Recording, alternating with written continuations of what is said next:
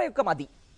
Lucknow super ജയൻസിനെതിരായ ഡൽഹിയുടെ വിജയത്തിന് ശേഷം തന്നോട് സൗഹൃദം പുതുക്കാനെത്തിയ സഞ്ജീവ് ഗോയങ്കയോട് KL രാഹുലിന്റെ നിലപാട് അതായിരുന്നു. പിടിച്ചു നിർത്തി കുശലാന്വേഷണം നടത്താൻ വന്ന ഗോയങ്കയെ കുതറിമാറി അയാൾ പവലിയനിലേക്ക് നടന്നു. കോൾഡ് ഹാൻഡ് ഷേക്ക് എന്നാണ് ഹനുമാ വിഹാരി ഈ സംഭവത്തിന് ശേഷം എക്സിൽ കുറിച്ചത്. അതെ, KL രാഹുൽ ഇപ്പോൾ റിവഞ്ച് മോഡിലാണ്. ഭൂതകാലത്ത് നിന്ന് മുറിവുണങ്ങാത്ത ഏടുകളെ ഓരോന്നായി ചികഞ്ഞെടുത്തയാൾ തന്റെ പ്രതികാര കഥ തുടരുകയാണ്. 2024 മെയ് 24 ആ ഫ്ലാഷ് ബാക്കിന് ഒരു വർഷത്തിന്റെ ആയുസ് തികച്ചില്ല. രാജീവ് ഗാന്ധി ഇന്റർനാഷണൽ സ്റ്റേഡിയത്തിൽ അന്ന് എല്ലാം വേഗത്തിലായി. ആദ്യം ബാറ്റ് ചെയ്ത ലക്നൌവിനായി ഓപ്പണറായി ക്രീസിലെത്തിയ രാഹുൽ 33 പന്തിൽ ആകെ അടിച്ചെടുത്തത് 29 റൺസാണ്. സ്ട്രൈക്ക് റേറ്റിന്റെ പേരിൽ രാഹുൽ ഏറെ പഴികെട്ടുകൊണ്ടിരുന്ന കാലമായിരുന്നു അത്. ഹൈദരാബാദിനെതിരെ അന്ന് രാഹുലിന്റെ പ്രഹരശേഷി വെറും 87 ആയിരുന്നു. ലക്നൌ നായകന്റെ ബാറ്റിൽ നിന്ന് ആകെ പിറന്നത് ഒരു ഫോറും ഒരു സിക്സും. അവസാന ഓവറുകളിൽ ആളിക്കത്തിയ നിക്കോളാസ് പൂരന്റെ മികവിൽ 160 റൺസാണ് അന്ന് ലക്നൌ അടിച്ചെടുത്തത്. അക്കാലത്ത് IPL-ലെ റൈഫിൾ ക്ലബ് എന്നറിയപ്പെട്ടിരുന്ന സൺറൈസേഴ്സ് ഹൈദരാബാദിന് ആ ടോട്ടൽ ഒരു ബാലികേറ മറിയൊന്നുമായിരുന്നില്ല. എന്നിരുന്നാലും T20 ക്രിക്കറ്റിൽ അതൊരു ഭേദപ്പെട്ട ടോട്ടലായിരുന്നു. മറുപടി ബാറ്റിംഗിൽ എല്ലാം വേഗത്തിലായി, അതും ഒരു അതിശയ വേഗം. വെറും 9.4 ഓവറിൽ ഹൈദരാബാദ് ഓപ്പണർമാരായ അഭിഷേക് ശർമ്മയും ട്രാവിസ് ഹെഡും ചേർന്ന് കളി തീർത്തു. ഹൈദരാബാദ് IPL-ൽ 300 എന്ന മാന്ത്രിക സംഖ്യയിൽ തൊടുമെന്ന് ആരാധകർ അക്കാലത്ത് ഉറച്ചു വിശ്വസിക്കാൻ തുടങ്ങിയത് ഇതുപോലുള്ള ചില മത്സരങ്ങൾ കാരണമാണ്. 28 പന്തിൽ അന്ന് അഭിഷേക് ശർമ്മ അടിച്ചെടുത്തത് 75 റൺസാണെങ്കിൽ 30 പന്തിൽ ട്രാവിസ് ഹെഡ് അടിച്ചു കൂട്ടിയത് 89 റൺസാണ്.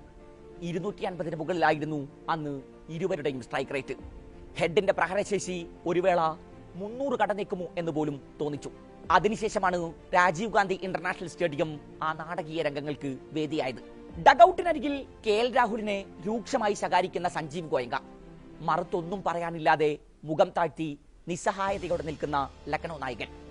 IPL-ന്റെ ചരിത്രത്തിൽ നാളെ അതുവരെ ഒരു ടീം ഉടമ സ്റ്റേഡിയത്തിൽ ഇറങ്ങി തന്റെ ക്യാപ്റ്റനോട് ഇതുപോലെ ക്ഷോഭിക്കുന്ന ഒരു കാഴ്ച ആരാധകർ കണ്ടിട്ടില്ല.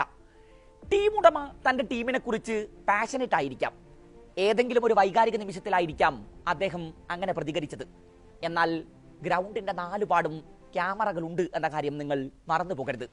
സംവാദങ്ങളാകാം, എന്നാൽ അതൊക്കെ അടച്ചിട്ട മുറികൾക്കകത്താകണം. അന്ന് കമന്ററി ബോക്സിൽ ഉണ്ടായിരുന്ന ദക്ഷിണാഫ്രിക്കൻ ഇതിഹാസം ഗ്രേം സ്മിത്ത് പറഞ്ഞു വെച്ചത് ഇങ്ങനെയാണ്: ആ സീസണിന് ശേഷം KL രാഹുലിനെ ലക്നൌ റിട്ടൈൻ ചെയ്യില്ലെന്ന കാര്യം ഏറെക്കുറെ ഉറപ്പായിരുന്നു.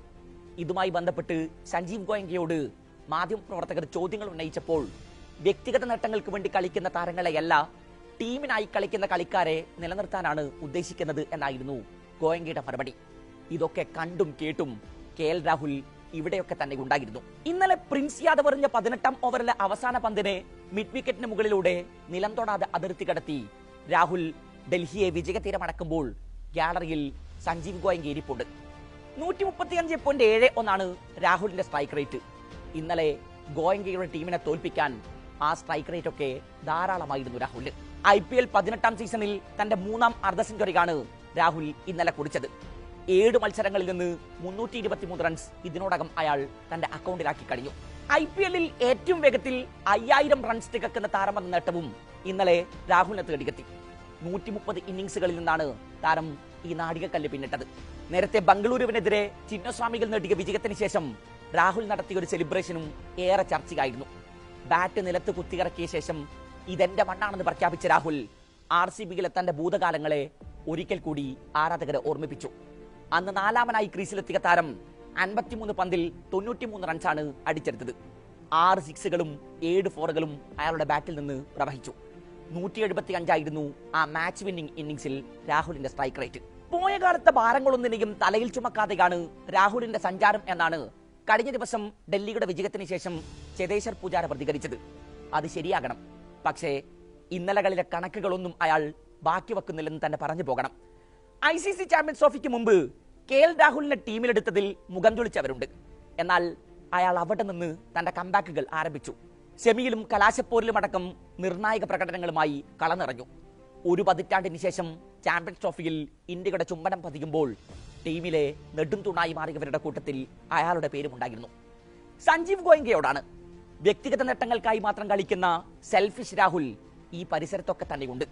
പോയിന്റ് ടേബിളിൽ രണ്ടാമതുള്ള ഡൽഹിയുടെ പടയോട്ടങ്ങളുടെ കപ്പിത്താനാണ് അയാളിപ്പോൾ.